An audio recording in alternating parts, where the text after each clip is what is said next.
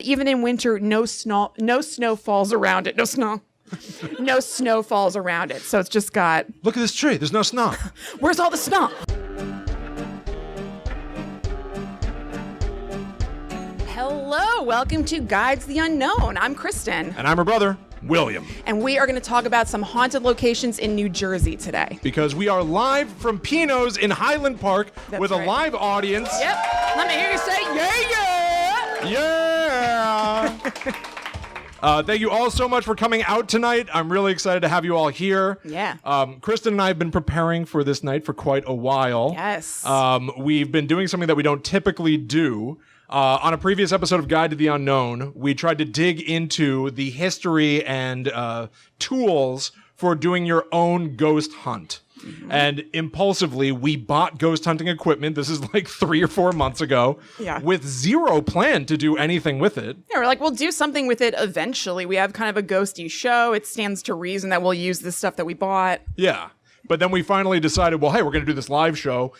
New Jersey is a place that is famed for having a bunch of bizarre places. Yeah, it has its own bizarro magazine, Weird New Jersey, for a reason. Yeah, so why don't we, no one's going to stop us, why don't we go out into the world, we'll do our own ghost hunts at these locations, talk a little bit about the history of weirdo places. And so we went out, we filmed.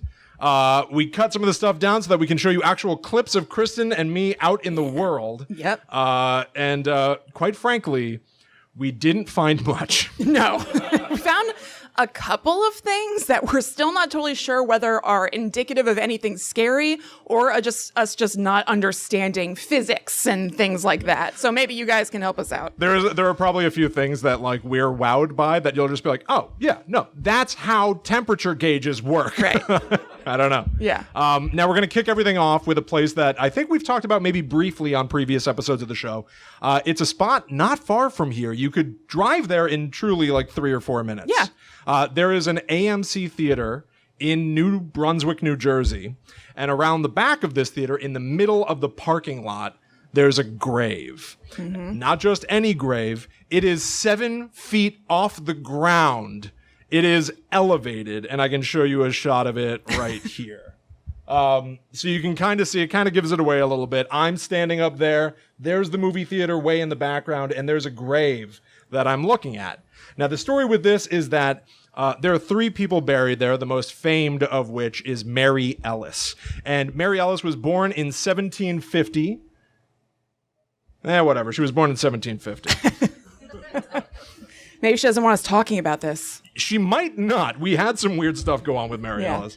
But so Mary Ellis was born in 1750. At some point in her life, she bought that part of land that overlooks the Raritan River. And she fell in love with an old sea captain who promised that he would come back to her one day. An old salt. Yes. Then he sailed off down the dirty, disgusting Raritan River. Which may have been cleaner at that point. It was probably at least a little bit cleaner. Yeah. And she waited the rest of her life for him to return. Spoiler alert, he never did. She died. Are we all on the same page? Were you holding for laughter? She died. So she was buried on this piece of land which had been overrun and was a beautiful spot that looked out over the water. Cut to the 1960s, a bunch of people bought the land, tried to turn it into department stores, so they had the ground raised down, turn it into a parking lot. Cut forward again, it turns into the Route 1 flea market. They grade the parking lot again. Lower it gets, higher Mary Ellis's grave becomes. Now it's an AMC theater, and they still respect the fact that her grave is right there, and they've left it alone. You know who doesn't respect the grave? William, who decided to abscond and trespass and go hang out at it. You know I'm insecure about this. Yeah, I know. I know. We felt, I don't think he disrespected it. We felt a little bit weird about it, but we went to go take pictures and I was like, Will, the gate is open. And he was like, well, so should I climb up there? And I was like, yeah, I think you should. And I think it's okay because it's not that different than from going to a cemetery where you'd be walking around graves and stuff like that. I think it's okay. Also, some other guy has a ghost hunting video that he literally uploaded 2 days ago. Yeah. He's getting the scoop. I don't think we're the only ones who are checking this out, like during the Halloween season. We're definitely not. So here is a clip. You might want to avert your eyes. Just kidding. I did some editing. You'll see. Here we go. This should be pathetic. Oh, it's actually doing okay. His butt was hanging out. Because I'm not going to use this video to take it. Because William's going to cracking me. Okay, sorry. He was like, stop, you're making me laugh, don't laugh. I was afraid I was going to fall. William made it to the top of Mary Ellis's grave, everybody. I really didn't see this coming. I've never done this before. Wow. I'm You don't a say. little concerned about getting down. Oh, yeah, that's right. Okay. So I got up to the top of the I've grave. never done this before. Well, state it for the record. To be fair, I have tried to do that before and failed. So I used to do a show for the company that I work for, Hunt a Killer. I went there to do basically this, to give the history of the grave. I keep making hay out of this poor lady's Yeah, I name. know. But anyway, I tried to climb up a little bit. I was alone, but it's so steep. What you can't really tell from that is that the brickwork, you truly have like half an inch of space it's to teeny. put your feet. Also, I recently found out that I've been wearing the wrong shoes for the last 30 years. My shoes Shoe have been size. too big. Yeah. Yeah. So when I tried to climb it back then, I got halfway up and fell. I was It's all alone. that extra room in the shoe just scooched you right out. I was alone and I hurt myself. But I gave it another try. I'm a trooper and I never give up. Anyway. Resilient boy. All right. So now that I'm up there, I've got the temperature gauge that is supposed to do something when a ghost is nearby. I don't know. Yeah, like, on ghost shows, they show the temperature dropping very often or talking about cold spots. That's Yeah. kind of what we had it for in anticipating something getting cold, maybe. Right. A thrill. So I had that. I had the EMF reader as well. And I held the EMF reader to the headstone of Mary Ellis.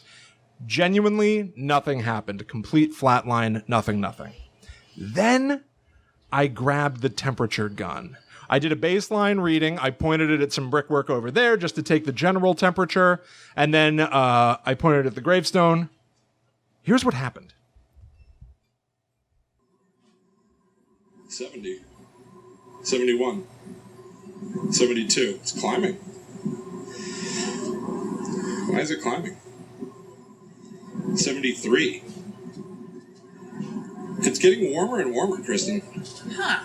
74. And it seems to have slowed. No, it's still climbing. Could it just take time to reach? No, that doesn't make sense, right? 75. You can see it's still climbing. We're almost at 76. Will, there's somebody calling somebody. Okay, let's get out of A here. person just put like a phone to their ear.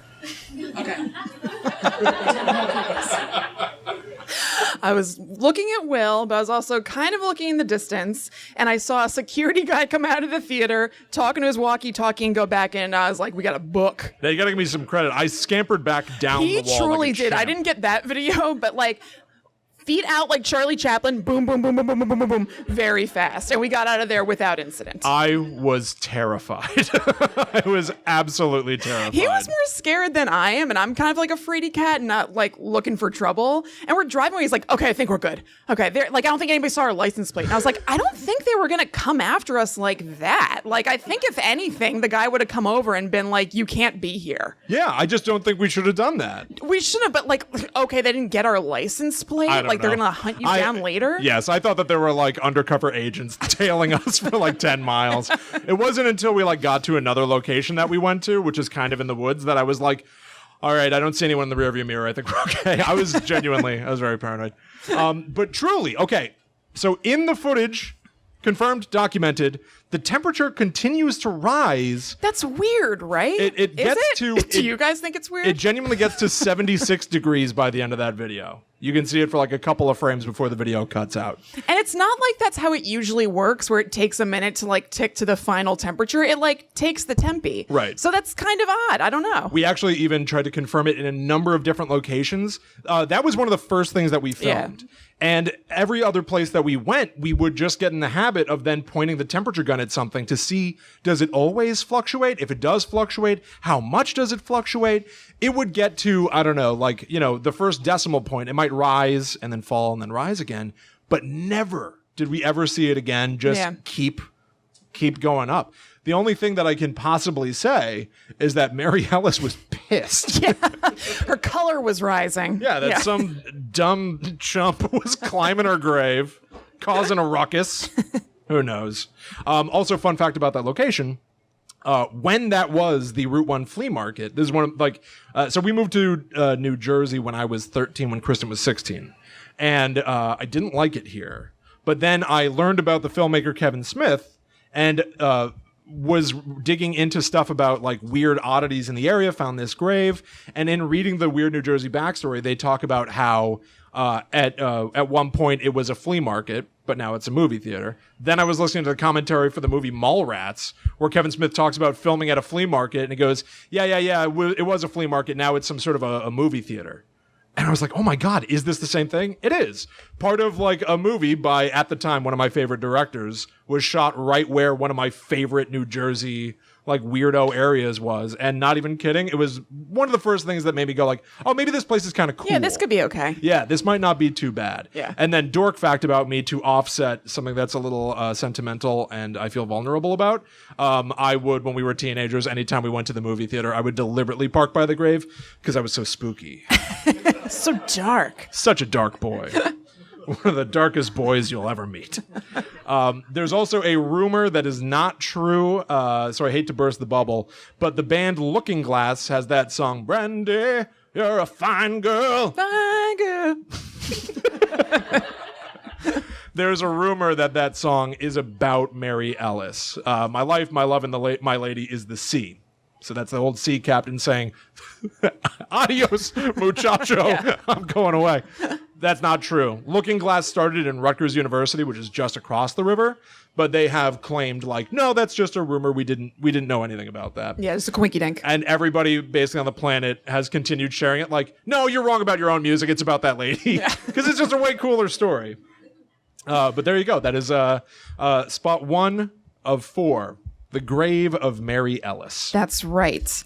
So now we're going to move on to something a little more devilish. Inexplicably, though. I really don't know why it's devilish. This is the story of the Devil's Tower. So this is this like humongous clock tower in Alpine, New Jersey, which is a very rich area. It's kind of by Englewood Cliffs, which is where some housewives are from, and apparently also Jay-Z. So as you can see here, humongo. And the deal with it is that it was built in 1910 by a millionaire sugar importer named Manuel Rianda. And the story behind the tower, why are you starting to giggle? I don't know, it's just funny. Sugar. Yeah, I'm a sugar magnate. We're going to read a story about the Devil's Tower, and it involves like a sugar genius. Yeah, it's just weird. A sugar gent. So the story is that he built the tower so that his wife Harriet could go up in it and have a beautiful view of the New York City skyline.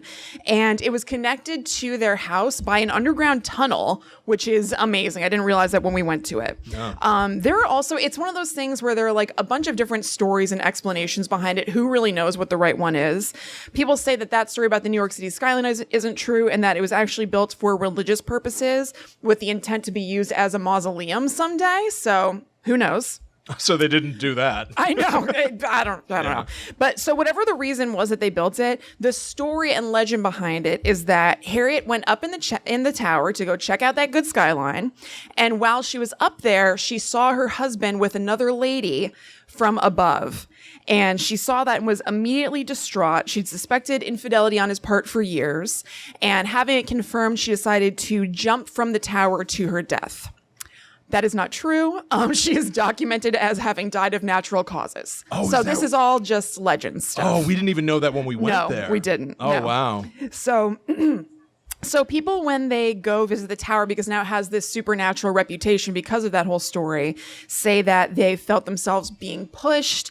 They say they've, like the smell of perfume kind of mysteriously drifts over to them, and they say that's probably Harriet's scent.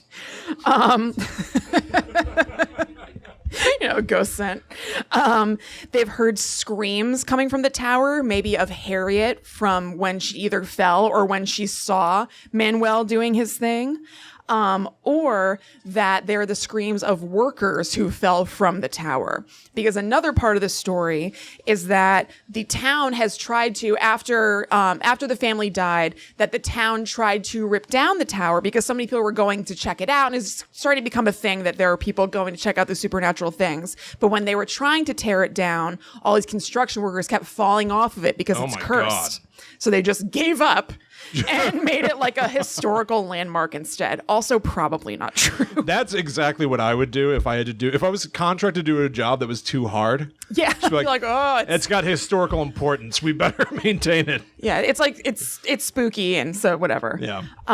So at one point the devil came into it. I don't really know why. I think it's just because there were already those spooky ideas about it, and why not like tack El Diablo onto something to up the creep factor. Right. People just kind of say stuff. I'm fine with it, but Me people too, I love it. legends spring out of nowhere. Yeah. And then people make outlandish claims that you can't even figure out where they came from, even though they're super specific. I really just think that there were already some rumors about it because of the story about Manuel and his wife Harriet.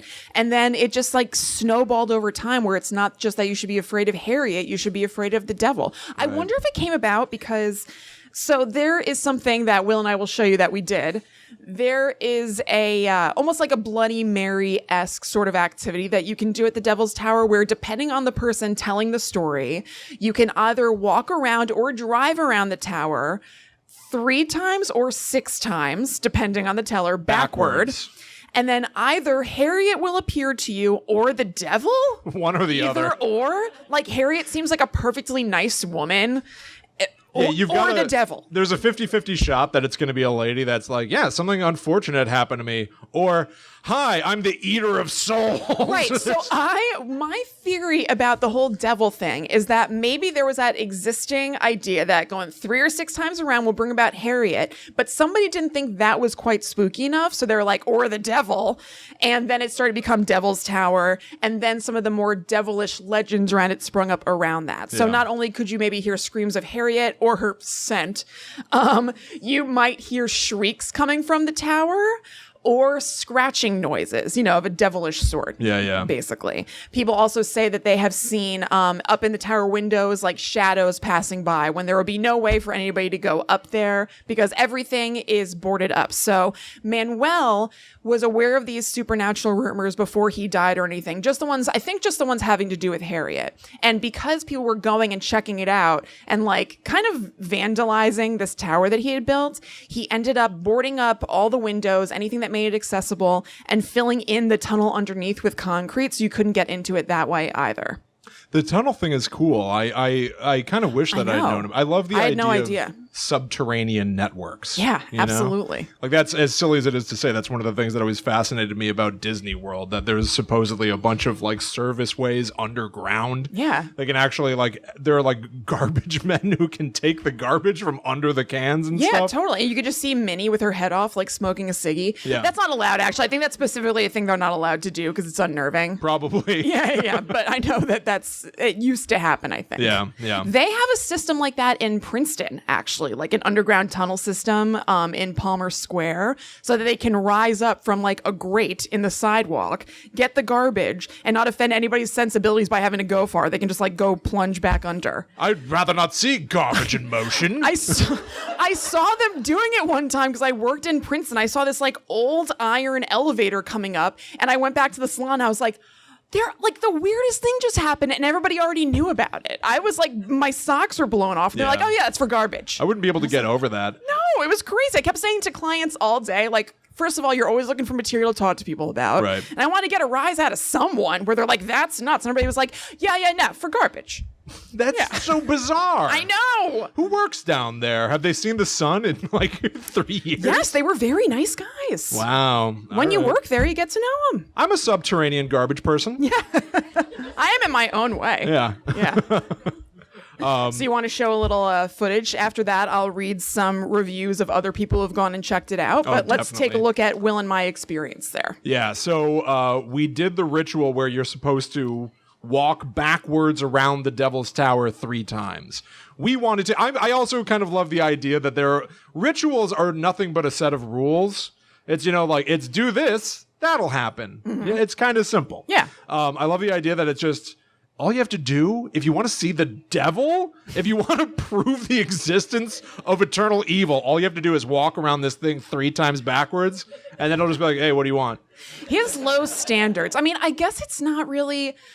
I guess that seems like a trap for dummies. You know what I mean? Like, I don't think he's It worked for us. It took us an hour to get there. I think that's true. I don't think he's testing like loyal Satan servers with that. You know what I mean? Like, I don't think he's trying to get loyal servants. I think it's just like, oh, these people will think it's a joke, but I'm actually going to get them. He doesn't have anything better to do. No, he wants souls at any cost. Today I shall prank the living for my prank YouTube channel. All right. So let's take Devil's a look a at content creator. Let's take a look at us summoning El Diablo. Yeah.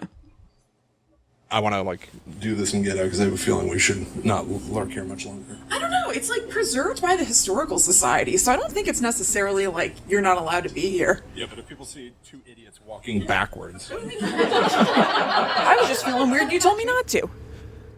I'm feeling weird now that we're walking backwards. Look out on me now, baby. We're at a quarter rotation.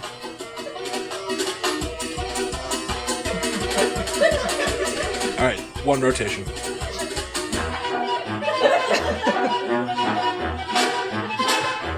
All right, I'm at 2.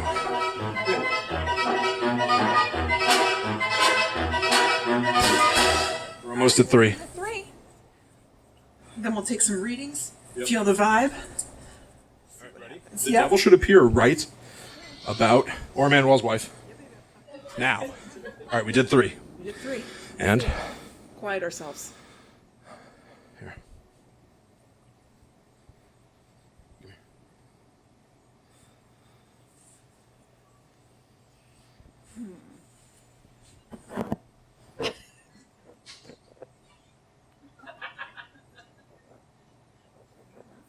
Diablo?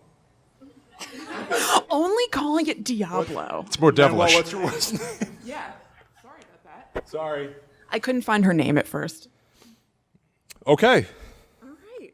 Myth busted. Nothing happened. We got no readings whatsoever. There was nothing unusual. It was just kind of a cool tower. It was just kind of a nice place to be. Yeah.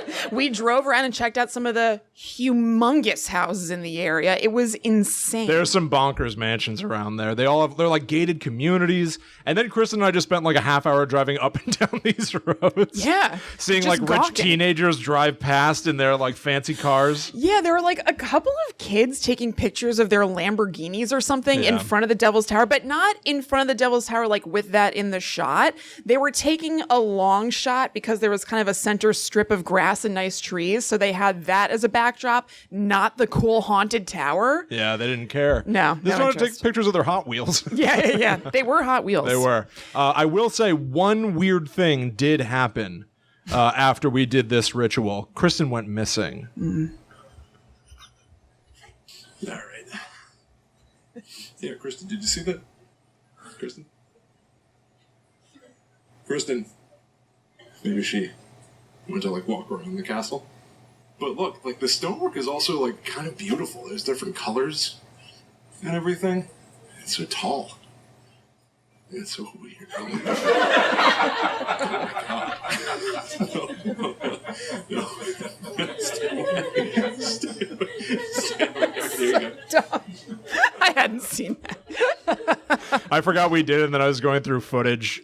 And I was like, what is wrong with us? This is like a community of captains of industry and super duper famous people. If they all look out their windows, they're just like, Oh, yeah. we're so better than those two. Yeah, if Jay-Z does live there, he was like, it's time to move. Yeah. This place is going downhill. So we love, part of the experience of going and checking out these haunted places is reading the stories and reviews of other people who have done it on websites. So I'm going to read you some stuff from NewJerseyHauntedHouses.com about other people's experiences at the Devil's Tower. And these don't have the names attached to them, so I'm just going to read the titles. This one's Devil's Tower Spook. And it's from this year. I used to go around with my friends and or sisters to a bunch of weird New Jersey places. I've been to Devil's Tower a handful of times, but I, for some reason, haven't been back since my last encounter. I think we'll find out why. I was with my 2 sisters and we parked the car and left it unlocked. We're standing at Devil's Tower with our phones out when we just keep hearing small rocks or pebbles inside the tower. And when we were trying to figure out what it was, we heard a huge bang inside the tower. Then we hightailed it to the car and the doors were somehow locked. So we had to open the doors and we were out. The scariest part, which had me in tears automatically on the spot, was when I turned around in the backseat of the car looking up at the tower, and in the little circle window, I see a white figure in the space where it's supposed to be black because it was dark out, and it's an opened window space. I could have maybe trimmed that down for this person. Scariest experience ever, and I have no idea when I'll be visiting again.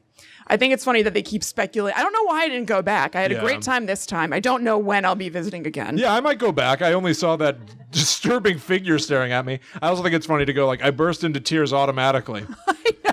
I think that might have been why I pulled it. I thought it was funny. But that is kind of scary if you were to hear like rocks being thrown and then a big bang from inside. Oh, I've been more terrified by less. So 100%. I completely understand. Yes. Okay, this is somebody who ran into a spot of bad luck after encountering the tower. I went to the tower on a few occasions after hearing from a close friend who grew up nearby about the legends and supposed haunting. The first time I went, I'll never forget. As we approached the tower, the fog thickened to the point you could barely see 20 feet ahead. It's blocked off by a sign, but you could still approach. Without going into great detail, all I can say is you get an ominous feeling, especially at night. I saw shadows and light spots appear here and there around the tower, almost flickering on and off. My heart rate elevated and I got sick to the stomach. I quickly pulled away. What's even more striking to me is what occurred after. Immediately after visiting, I started having an unusual streak of bad luck. Everything from misplaced things on a daily basis to an unbelievable losing streak in Atlantic City. My friend, for some weird reason, suggested I visit the tower again to, quote, put it behind me. I did, and after a second unpleasant experience, I went home and the streak of bad luck was over. I can't explain what occurred. I heard several stories from my friend and his friends about Devil's Tower experiences they had that made mine pale in comparison. Bottom line is, if you visit and you are not chased away by police for trespass, you'll know what I mean. Which we were not, so keep an eye on your luck. Yeah, I think so far average. Yeah, we had some good luck. The most threatening thing that happened to us when it was just whenever there was like normal people around, and we're just kind of antisocial and skittish. We got chased away from a few locations, mostly because there was a risk of having a conversation with a stranger. Yeah, we weren't so much chased as we ran. Yes. Like at one point in the place that Will's going to cover next, we started to like turn a corner and then it probably looked like a horror movie. It was so lame. It really didn't even occur to me. It was not a bit or anything. Like turned a corner and I was like, there are people. Turn around. There's no reason. There was like a hiker. It's a public place. Yeah. Like it would have been fine. But I was like, no. They're going to look at us weird. Whatever. Strangers. We got to get out of here. I'm just like... Okay, so last thing that happened at the Devil's Tower, and on a high note, I forgot about this. This is titled Climbed to Top and Repelled Out Window. This is from 2018. I used to climb up to the top in the mid-1970s. The tower is actually a water tower. There's a large wood water tank just behind the clock. To get to the top windows with the good view, you had to climb a broken down ladder. There was a lot of dead birds and droppings around. Nice cool breezes inside the tower during hot summer days. So despite the dead birds and droppings, they were enjoying the nice cool breezes on hot summer days. That wasn't a deterrent. Maybe it was all... That's not what you end with. You know what I mean? Like... I read those as like all of those were positive. The Devil's Tower has a scary reputation. There were dead birds everywhere. Yeah. Tons of droppings. And that breeze. They loved it all. Yeah, but the breeze is only like blowing the droppings right to you. Yeah. They're having a blast. That's true. Yeah, blast of hot dropping air. Blasting off. Or I guess cool. It's a cool breeze. Yeah, it's a cool breeze. Yeah. Yeah, delicious wind. A delicious wind. All right. So in preparation for tonight, Kristen and I have lived in Highland Park for years. I don't know. I've lived here for about 10 years. Wow. And it occurred to me that even though I love this little town, it's kind of like a quaint town. We have like one main street. I don't really know anything about the place. And more specifically, it occurred to me it's such an old town. There must be a lot of local urban legends and rumors about things that have happened around here. So I posted, and we've got a group that's strictly for the town, where it's mostly about potholes and plastic bags. Yeah. Oh my God. People get pissed. People get real amped up about plastic bag bans. It's wild. I posted saying, are there any legends that people can tell us, even if they're just sort of hearsay that's been passed down over the course of, hundreds of years? Hit me with what you got. Mm-hmm. And most of the stuff was just really sad deaths that happened in town. Yeah, I think they misinterpreted the assignment a little bit. Yeah. We got a bunch of really sad stories. One person was like, I'm so excited you're writing a book about the town. I was like didn't say I was going to do that. Yeah, just asking if anybody has a spooky story, not like a depressing story. It ain't happening. Yeah. And then somebody told us to check out a podcast called No Man's Land. And it took me down a bit of a rabbit hole. It gave Kristen and I another place to go check out. So there's this podcast done by a local filmmaker in Highland Park, a guy named John Hume. He's a really talented guy, and he has got right now 3 episodes of sort of a documentary series that's digging into a place in Highland Park called No Man's Land. Never heard of this in my life. No. So the town right beside us is a place called Piscataway. And essentially, John, he grew up here. All the kids used to refer to this stretch of land. It's not that long. It's only like a mile or something between the sign that says, now leaving, what town did I just say? Piscataway? Piscataway. Now leaving Piscataway, there's about a mile of nothing before you get welcome to Highland Park. And so they referred to that stretch of land as No Man's Land. It's unclaimed. Nobody knows whose it is, and it's all overgrown woods where bizarre stuff happens. So first and foremost, everyone should check out No Man's Land. It's totally sweet. If you guys like Guides to the Unknown, you will be very into this podcast. He did it with the help of high school students from Highland Park High School. And so they're just going out interviewing people at places that are said to be haunted, interviewing people who have had bizarre locations, all of which are tethered to No Man's Land. The most alarming thing to come out of all of this is that we realized that for several years, Kristen lived in No Man's Land. I have never heard of this before. I didn't know there was a problem there. I know I had some problems there. Oh my God. But we're listening to the podcast on our way to one of the other locations that we were investigating. And I was like, am I crazy? Am I making this about me? Or is this where I lived and took walks in the woods, literally weather permitting, every day for 2 years? So I was kind of squinting. I looked over at Will and I was like, is this where I lived? Absolutely. And Will was like, yeah, I think so. It sounds like it is. And then he checked. He actually reached out to John Hume, and confirmed it. Yeah. That it was. And I had some strange occurrences there. Yeah, some of which we'll be able to actually show you. Yes. But there are actually kind of 2 parts to this. One is that there is a place called Merriwold Castle. Which was built brick by brick, carrying over stones from England, and it was part of the J&J legacy. And there's a murder that happened there in the 1960s, which is investigated in episode 1 of that podcast, No Man's Land. And Kristen and I went there to look it up. So there's a guy named Charles Farmer. He was an industrialist, and he believed that his wife was involved in the occult. As a matter of fact, I looked it up. There's a book called Murdered in Jersey. Oh. Expanded edition. So is there a Murdered in Jersey Vol 1? And then they went back in and added more, I guess? I guess so. It seems like periodically they need to just create another edition when enough people have been murdered in Jersey again. Oh, boy. The further expanded, people keep dying in Jersey. Yeah. So this guy's wife, Barbara Farmer, was, quote, an art patron and reputed kook.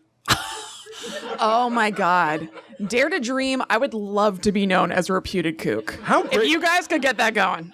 If I'm not already, why am I assuming I'm not? There's a decent chance you are. Yeah. I would love for, you to be walking down the street and people be pointing at you. Ooh, there's the kook. There's that kook. She's a kook of much repute.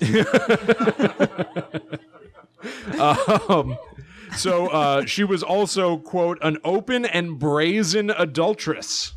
Well, not for me. And then there's evidently a feature in njmonthly.com called Fairy Tale Fortresses. Okay. Which really implies that there are a lot of fairy tale No, there fortresses. kind of are. It's weird. I feel like I remember that. There are weird little structures and stuff, yeah. So Charles claimed that Barbara and her lover were building an occult center for practicing black magic in the Berkshires in Massachusetts. And I'm back in. Yeah. That's awesome. Yes.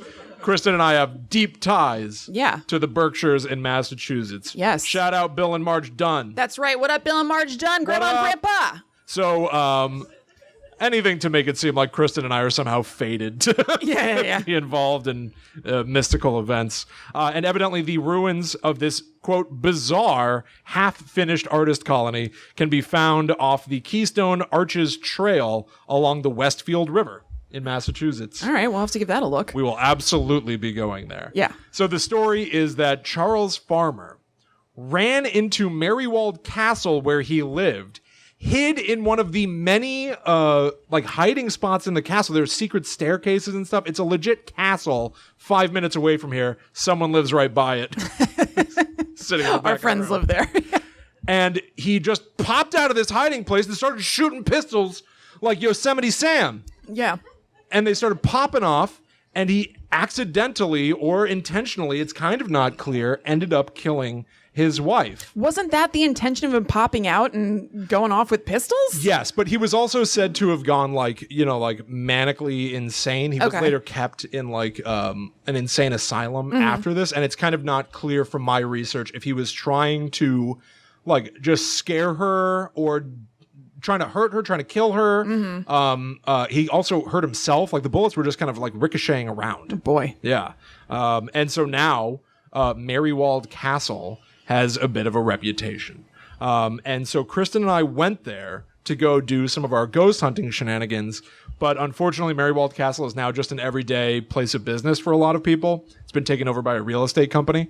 And I've already let you know that Kristen and I are intimidated by other normal humans. Mm-hmm. We were pumped to go there and see, if Charles Farmer is still creeping around, if Barbara Farmer's like, why'd he shoot me? Yeah. But then there were people that were going for their lunch break, and Kristen and I got all shy. Yeah, we're like, go, once again. But by going to Merriwold Castle, we did discover something kind of weird. And it's not huge, but I can put them up on the screen here. Because we walked up to Merriwold Castle. We didn't get a single good shot of the building. Not one. No. But part of the reason is because we were distracted by all of these things. These are statues, gold human statues that dot the landscape around there. This one is the most threatening. Yeah. There is a man, a mustachioed man, looking at his wallet, backlit in front of a building where people live. If you looked out your window and you saw someone standing completely still. I think he's on his way in. And also, Kristen and I, you can't quite tell, but we parked in front of this thing and talked about it for quite a while. And the thing that blew us away the most is that his jacket looks especially real. We're really on top of that jacket. But it's just why would you have all these creepy, threatening statues all over the place? I don't know. I guess, to be fair, they're not all threatening. This No, guy's I'm about to say, they're not... that guy's fine. Yeah. He's fine. This guy's taking a break from mowing the lawn. He literally has a can of Coca-Cola in his hand. He's sponsored by Coke. Yeah, it's weird. But then I guess, the one that I actually do take issue with is the backlit man. Yeah. The scary silhouette man that, I don't know, I'd wake up in the middle of the night and not know what to do. So that is, that's unfortunately, that's Merriwold Castle. Right. No one really talks about it outside of the podcast No Man's Land. But it is something that has a deep, rich history in the area. Yeah. And it all ties back to these woods where Kristen lived. That's right. Which now we'll get into some of Kristen's experiences. Yes. Because we went back out. Kristen does not live there anymore. A bunch of horrible stuff happened to her while she lived there. Yeah.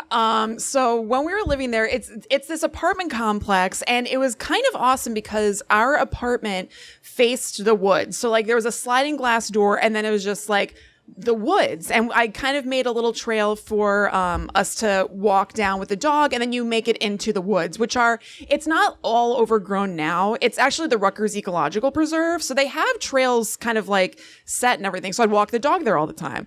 But over the course of living there, at that back sliding glass door, there was a man there one night, doing what disgusting men do.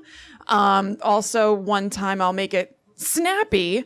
I came across, and this ended up being fine, by the way. It ended up being that like everything's cool, everything's fine. A human umbilical cord in the parking lot. And I called the authorities. It was a whole thing. I'm going to Cliff's Notes it for you. It ended up being that my neighbor gave birth, mother and baby totally fine. She wanted to keep her placenta and umbilical cord, and her mother-in-law took it upon herself. She thought that was like BS and weird, so she threw it into the dumpster, and an animal got it and put it on the ground. But the police thought it was obviously something more troubling at first, so I called them, and they roped everything off, and they were searching in the woods behind my apartment and stuff, and ended up finding out it was okay. So like, not the smoothest sailing ever living there. No, and like even in the Highland But the Park woods group, were beautiful. In the Highland Park group just the other day, they were like, "Hey, everyone, stop starting fires in that area." It keep like apartments keep going up. It's crazy. And so when I was talking to John Hume, the local filmmaker, I was like, "So is this area part of no man's land?" He goes, "Absolutely. There's just something weird about those woods. There's a strange energy. Weird things happen there." Right. And so, do you want to say your quote or whatever first? My quote? Yeah, didn't you say you had something weird that you were going to tell me on the show? You wouldn't tell me? Something having to do with the occult? Oh, I think it was about the Berkshires. Oh, okay. Yeah, okay. but thanks for the cue. So...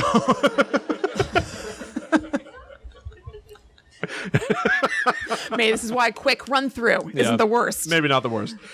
So we went back to where Kristen used to live, again, creeping around because there are people who live there who might recognize Kristen and be like, "You don't live here anymore." Yeah, what are you doing here? And, not that we're the most professional people on the planet, but we do have... We're holding like a microphone and headphones and stuff. We're like all mic'd up and everything. Yeah. It just looks weird. Right. But Kristen wanted to show a couple of things to me. Yeah. And the first of which I'll show you is the nail tree. Right. We don't know what the deal is with this thing. Yeah, look at that. So they don't go all the way around, but, Yeah. I don't know why. It's like a pinhead tree now. It's really weird. Somebody just take out their aggression. Well, I know that iron is supposed to be protective. Iron nails are like a magical protective symbol wouldn't be the word item. So, I don't know. It could have nothing to do with that. You know what I mean? Yeah. But that is a thing. Well, I don't know. And then where's the face tree? Hold on a second. Oh, we'll get to the face tree. But first... Yeah, so I could see this looking out from our, I guess you call it dining room window. I could see this weird tree with nails sticking out of it. I don't know, it's just odd. Like, I don't know exactly what the deal is, but it's kind of unusual. And it's true. I looked it up after we did this. Like, iron nails are said to be a magically protective item. So some people even make or sell like little crosses of iron nails with like a little kind of evil protective eye thing on it. It's a thing. So Yeah. maybe in context with some other weird stuff, it's something. Well, I did look up the way that iron and metal are used in rituals. So there, Rudyard Kipling has a poem called Cold Iron from his 1910 collection of stories, Rewards and Fairies. Oh. And he refers to cold iron as like kind of a weapon. So he says, cold iron is historically believed to repel, contain, or harm ghosts, fairies, witches, and other malevolent supernatural creatures. This belief continued into later superstitions in a number of forms. Nailing an iron horseshoe to a door was said to repel evil spirits, or later to bring good luck. Surrounding a cemetery with an iron fence wasn't just to keep people out from like stepping on all the grounds and everything. It was thought to contain the souls of the dead. That's cool. Burying an iron knife under the entrance to one's home was alleged to keep witches from entering. And there's an old curse that involves hammering 3 iron nails into a tree's north face in a triangular formation, and every time that you nail them in, you're supposed to say the name of a victim. Oh. Yeah. Okay. Now, there are a ton there. Yeah. So who knows how many victims this person had. Victims aplenty. The principle of a nail's insertion being applied signifies force and virtue. Accordingly, nails have been rubbed onto gums and then hammered into trees to alleviate toothache and stroked across warts before being driven into roads and stiles to be magically picked up by passersby. So you would basically rub a nail on your gums, drive it into a tree in the hopes that somebody else would touch it and they would get your toothache. Oh, I can't imagine that rubbing nails on your teeth is going to do anything good for that toothache. No, it can't feel good at all. Abrasive. It just feels good. Yeah.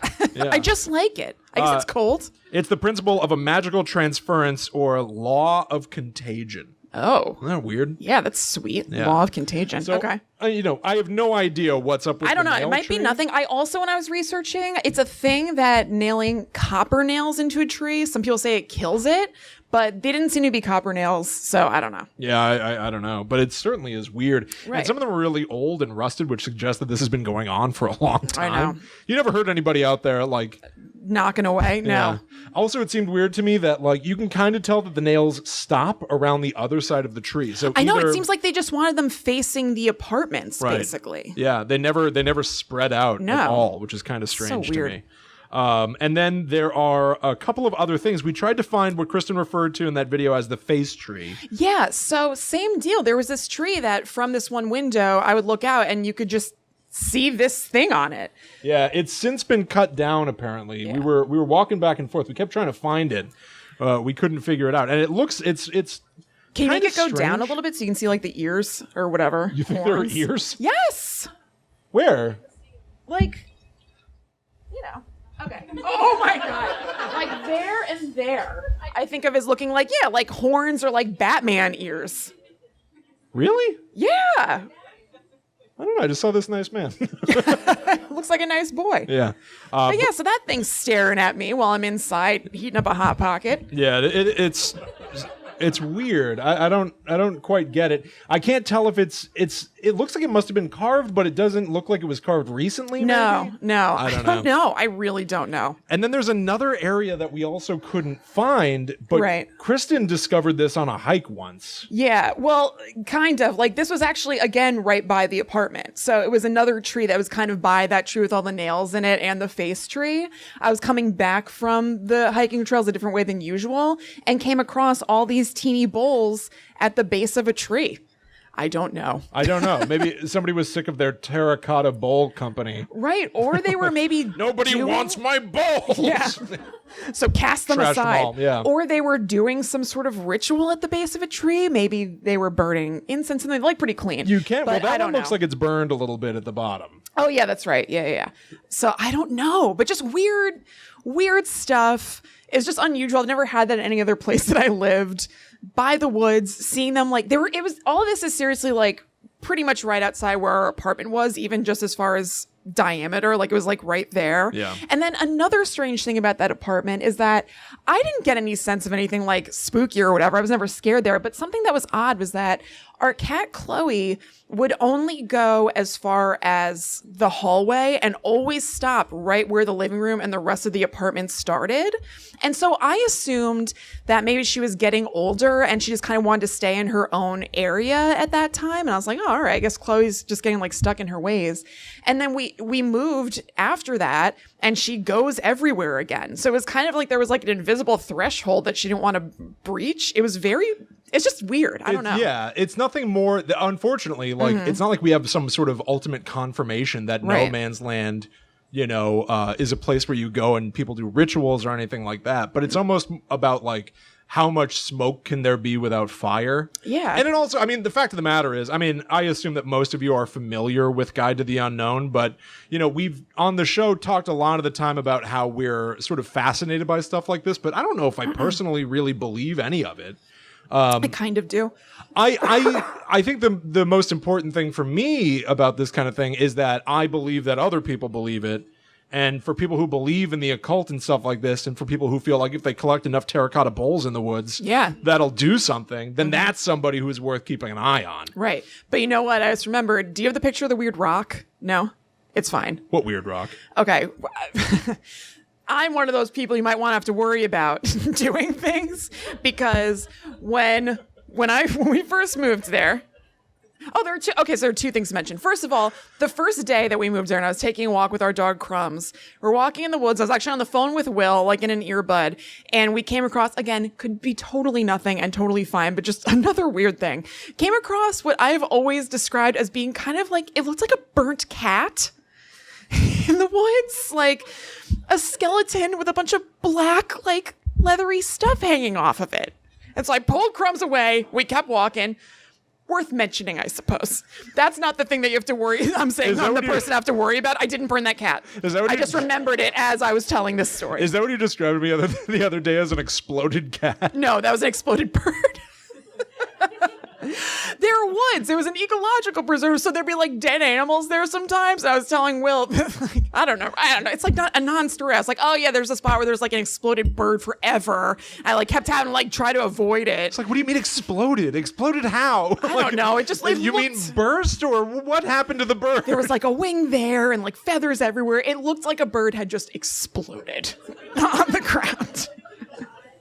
So the thing that I did that was weird, that makes me one of those people who's like, oh, they believe in things, and even if it's not real, they seem to think something is happening, is that early on, I was walking there, and there was kind of a clearing where it's just like, branches and down leaves and stuff like that, and there was a white rock in the middle of all of this brown, and I was like, how peculiar. How did this white rock get here among all this brown? It's inexplicable. Nothing Outside. like this could occur in nature. No.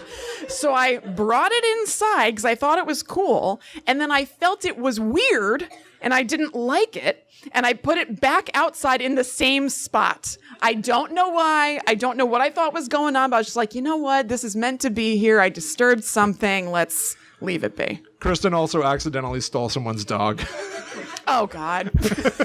I just remembered you are right. You're the kind of person that does weird stuff all the time. You do so many weird things. This person kept letting their dog out just in the neighborhood over and over. And I kept putting it back and chaining it back on its thing in their back, like, porch thing. And it kept getting released again. And so I was like, there's some sort of maniac back there who's just unchaining their dog every time I put it back. And so I brought it in the house. I called animal control. And I was like, this person keeps letting their dog go. And he was like, ma'am, you technically, in a court of law, have kidnapped this dog. You have to put it back. Like, it's up to them to do whatever. And I was like, fine. So I did. It's so awesome. And I guess it was fine. You're just like the latest in a long line of weirdos who live around no man's land. I guess so. Yeah. I wasn't like that before. Yeah, no, not at all. Well, there you have it. There's a place in New Jersey. We could all literally get in a big bus. I am a go there right now. I am a reputed kook. You are a reputed kook. All right, well. Yeah, you confirm it every week. I got what I wished for. Yeah, sure. All right, so now we're going to move on to a place called the Devil's Tree. Our final location of the evening. That's right. So if you've lived in New Jersey for a while, I feel like this is one of the most famous haunted locations. This is like a weird New Jersey staple, and I'd never been there before. It was definitely one of the first like weirdy things I heard about when we moved here, just like Will with Mary Ellis. And so I was very stoked to finally get out there. So that is the Devil's Tree. And the deal with it is that it's this freaky looking tree. It's like burnt and chopped up and stuff like that in Bernardsville. And it's said to be about 200 years old. And the story that kicked off apparently all the future evil legends and everything is that in the early 1900s, a farmer is said, and again, who knows if this is true, a farmer is said to have taken his family for a picnic at the tree, killed them all with an axe, and then hung himself from the tree. Something that does seem to be confirmed because an article that I was reading about on Weird New Jersey called out the name of the leader of the thing I'm about to say. Something that seems to be true is that it was a meeting spot for the KKK in the 1920s, led by somebody named Carl Melberg, it said, and that hangings occurred there. Oh. So the fact that they gave the name of the leader makes me think that this is a little bit more legit than the farmer guy going and killing his family. Yeah, that's a bummer of a picnic, too. Yeah, that's a tough picnic. Bad picnic. I guess they got the blankets. Yeah, that's Right? nice. They're wearing you them. have fun for a little while. Yeah, no laugh. Not a good KKK joke. All right. Oh, no. Yeah, I know. So there has been vague talk of different horrible things happening, suicides and murders connected to the tree, and people say there's just kind of like an evil feeling energy around it. Part of the legend about it is that if anybody tries to cut down the tree, they're cursed and they will meet a sticky end. Legend has it that the tree is unnaturally warm because of the souls of people killed at the tree, and that even in winter, no snow falls around it. No snow falls around it. So it's just got. Look at this tree. There's no snow. Where's all the snow? There's no snow around this tree. Yeah. How is it doing this? So some of the things that people say, people report things like hearing the sound of screaming coming from inside the tree, maybe the souls that have eaten up the tree, that the tree is eating. Seeing ghostly bodies hanging from it. And my personal fave, and the thing that I associate most closely with the Devil's Tree, is that there is some sort of sentinel guarding it because it's a portal to hell, and that they will come after you in the form of or driving in a black pickup truck if you either, depending on who tells the story, if you either go to the tree at all or if you try to harm it in some way, they're coming for you. And that the pickup truck will eventually disappear once you're like far enough away from the tree. It is weird that they just want to get you far enough away that Yeah. it's safe again for the tree. Right. They have no interest in killing you or anything. Yeah. They just want to make sure you're away from it. Now, when Will and I went there, we did our stuff that you'll see a little bit of. And then when we went back to the car, there was a white minivan behind our car, which seems like the opposite of the black pickup truck. So maybe a blessing? Yeah. Kristen know. kept going like, William, get in the car. William, just get in the car. Because I was trying to put away our gear, all afraid. It was just some lady who was trying to confirm that her, GPS was taking her to the right place. Right. But still, you never know. You never know. Hiding in plain sight. There's a rock right next to it called Heat Rock, which is supposed to be hot year round because that's also a potential gate to hell. So it's hot down there and it's going to heat up the rock. So it used to be all isolated where the tree was like in the middle of nowhere. But if you go now, it's kind of like, I wouldn't call it in the middle of a development. Especially when approaching the Devil's Apparently Will wants to tell you about it. I didn't think No, there, I know, I'm kidding. I didn't think there was audio on this one. It's fine. Well, I'll just say this and then we'll cut to it. So if you go to it now, it's developed all around it. So there are lots of houses and stuff like that. So you could live like by the Devil's Tree and just be like drinking your coffee in the morning and looking at the Devil's Tree, which is kind of awesome. It's weird. Yeah. It's weird how close it is to just like normal everyday life. Totally. Especially when you see like how busted it looks. Yeah. All right. It can't be too safe, No. quite frankly. That's why we have backup. Safety in numbers. Safety in numbers. Yeah, of course. Right up here, you can see the well-trod. We've got a little path, a clean little path here. And the park is closed a half hour after sunset. So I think that is our invitation to... Yes, we're well within our rights to be here. Continually afraid that like Speaking only to ourselves. This is fine. Yeah. So this is fine. a freelancing entrepreneurial lawyer is going to go like, oh, trespassing. Nobody cares. Yeah. But it's like a weird busted up tree. Here, this I can actually play. When we walked up a little bit closer, you can see this just gives some of the sense of like what it looks like up close. People have like doused it in paint. There are a bunch of holes drilled into it. Yeah, but I don't know. Carvings? We weren't sure whether those are holes drilled into it or they're the work of like insects. I really couldn't tell. Some of them looked pretty perfectly round, but some looked like a little more organic. And I don't know. I'm not sure about that. Yeah, it is weird. I do also want to point out that similar to the tree in your old backyard that has all the nails driven into it, all the attention is focused on the front of this tree. Yes. Yeah. I went behind the tree and there's nothing there. Like those like blackened burn marks and everything don't go all the way around. It's not really hacked up or anything. I think that people just get at what's in front. It's probably been in this position for a while where there's stuff on either side of it that makes it hard to get around. Yeah. And I took great care when I was going around it to not touch the tree. You're Right. not supposed to do that. You'll get cursed. Yeah.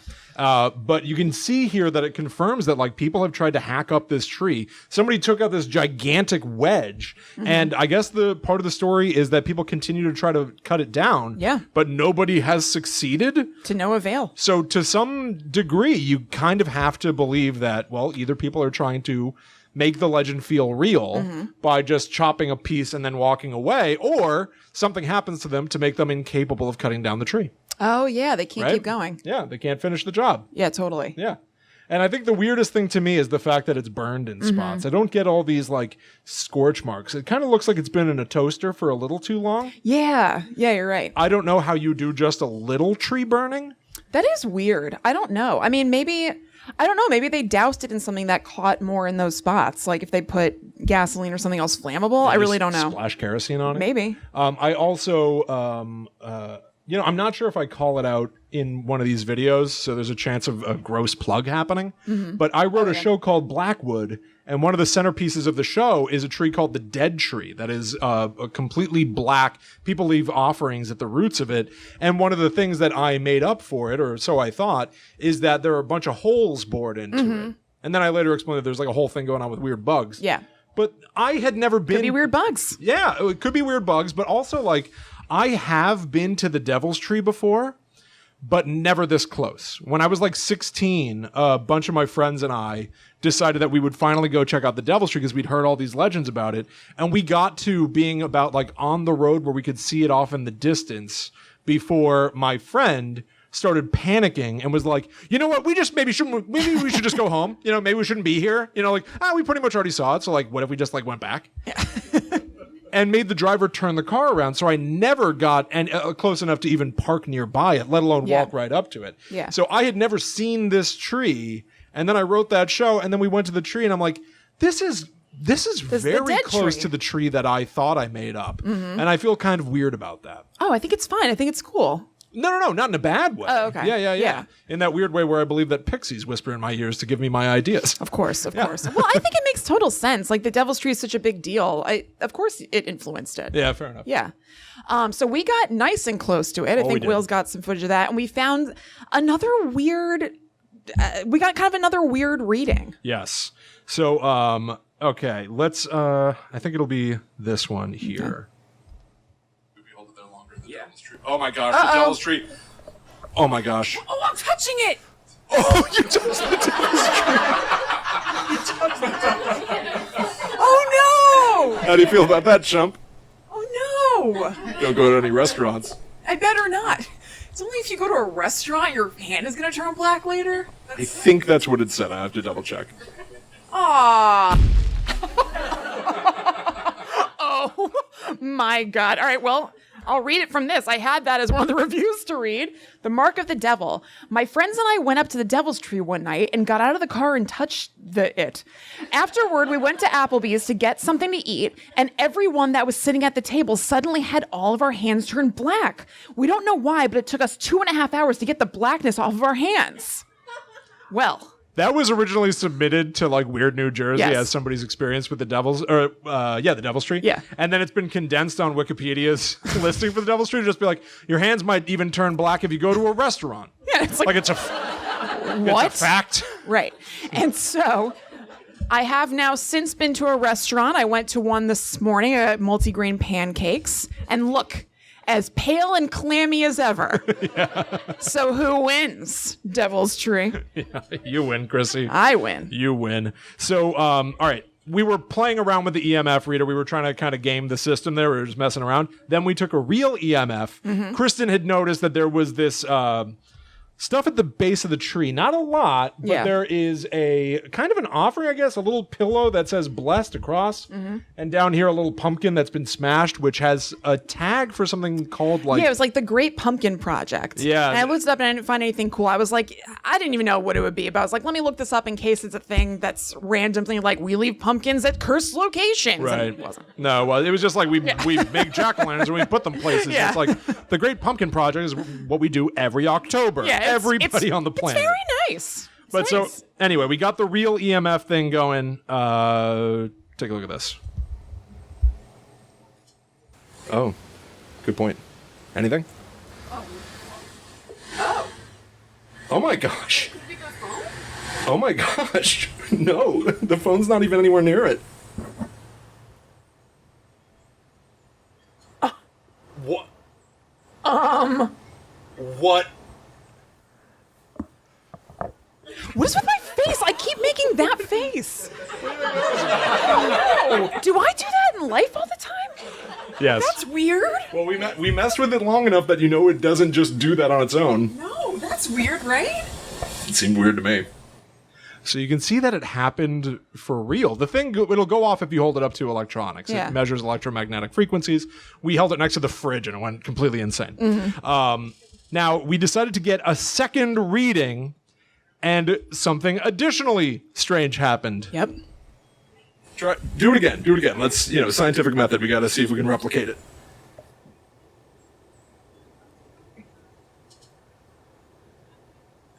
Nothing's happening. Oh, it's going up again. Yeah, look at that. It's climbing. But then it goes back down. There's some sort of like a cyclical nature to it. Oh, it went up to 20 now. Yeah. Well, Well, right. it got up to like 48 or something before. My phone... That's so weird. My phone just said something went wrong with the video. Part of this video might not be saved. That's strange. That, thankfully, something strange happened here at the Devil's Tree in New Jersey. Come on down, y'all. I did the Pompey, I forgot. Well, so really what I want to point out about this is that it's not just that, like, my phone glitched out. Yeah. My phone glitched out. Part of this video might not be saved. Now my computer's glitching out. This My is the phone- most disturbing part of this footage to me. I did not know I was pulling that face all the time. I look insane. That's how you look 100% of the Oh my time. God. I really am a confirmed kook or whatever. So you can see that like all our equipment has been working pretty well and correctly, and it's only when the thing starts to spike again. Thankfully, it's not the only time it spikes, so we did get like footage of it. Yeah. But when it goes up to 20, whatever the hell that means, we still don't know. That's when my phone just freezes for the first time it has ever done that. For the first time in any of like the 2 hours of footage that we shot for this, it freezes at the exact moment that the EMF thing spiked again at the Devil's Tree. Right. And then you can even see that right after I stand back up, after we stop measuring it, my phone normalizes again. Oh, it went up to 20 now. Yeah. See what? It must have just happened here. Yeah. Going up again. Yeah, look at that. It's climbing. But then it goes back down. There's some sort of like a cyclical nature to it. Oh, it went up to 20 now. Yeah. Well, it had gone up to like 48 or something before. My phone... That's so weird. Weird. My phone just said something went wrong with the video. Part of this video might not be saved. I just wanted to pause it there. I know. Now, truly, I have no idea. Nor what do that I. means. I don't know. I just can't imagine. You're flummoxed. Yeah.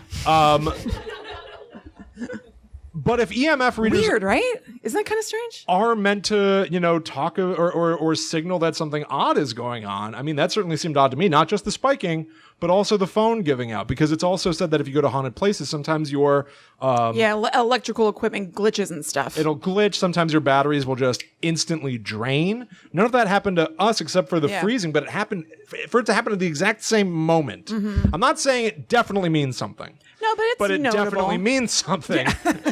And I think that we almost got eaten by a ghost. Yeah. It seems that way. Yeah.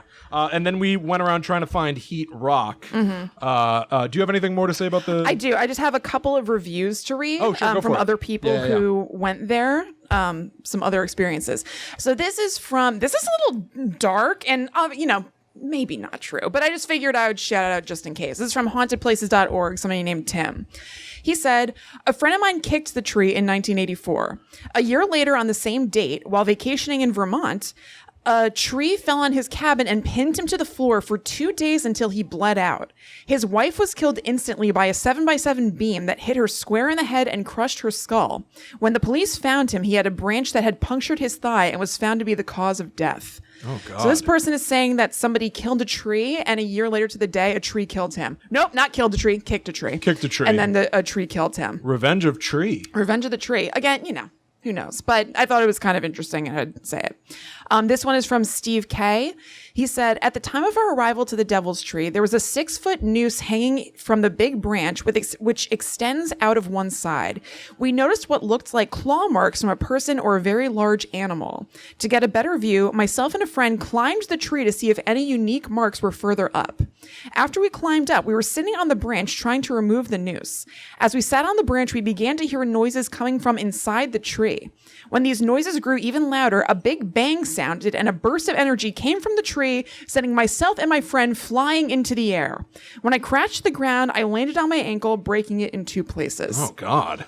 Again, you know. I know. But like a surge flew through this guy and like made him fly off the tree. Kind of fun. Well,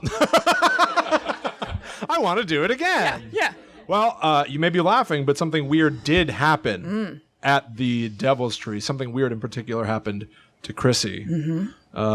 We were trying to find heat rock. That's right. We took some more measurements, and then I don't quite know what went wrong. No, neither do I. I don't even remember what you're about to see. Heat rock. The rumors are true. There's a rock here that's warmer than the air. Kristen, what about this rock? Oh my god. Okay. Okay. 46. 48. 48. 48 again. Heat rock. So for some reason, rocks are hotter here than they are other places. Yeah, if the devil's here, what do you think he's waiting for? What are you waiting for? Huh? What are you waiting for?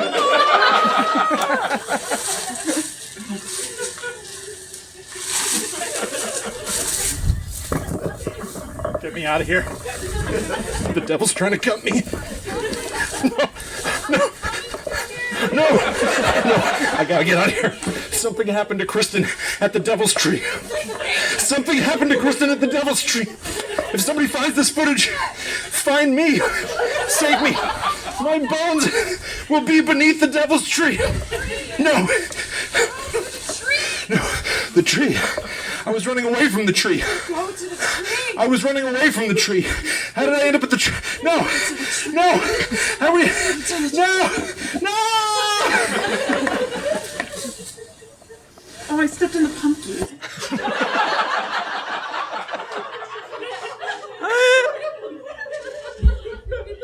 I have no idea how the hell that happened.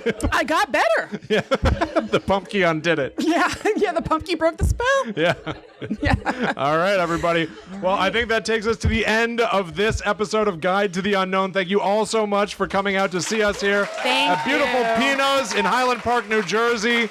Hope you all had a really good time. Make sure that you can keep up with Guide to the Unknown by following at GTTU Pod on all social media. You can also follow us in our Facebook group by going to facebook.com/groups/GTTU Pod. I think some of you are here right now. As a matter of fact, this is the group. Yeah. And you can also follow us online. Yeah, I am at Chillin' Kristen on Instagram and Twitter. I'm at The Myth Traveler. So thank you all so much for coming out to hang out with us tonight. We hope you had a good time and learned about some weird, spooky places that you can literally drive to right this second. Yeah. And we will see you again in the future for more scary stories from the wide world of the weird. But until that time comes, we must travel. Back to the netherworlds go we. Good night. Bye.